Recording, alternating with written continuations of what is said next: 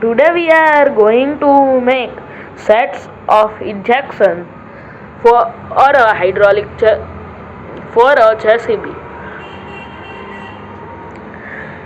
There should be no air remaining in the injection.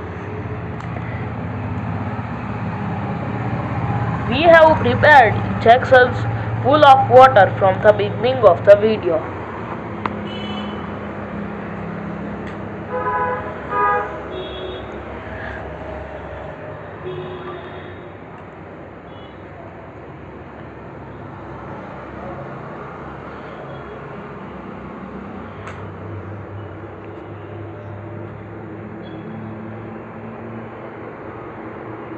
Side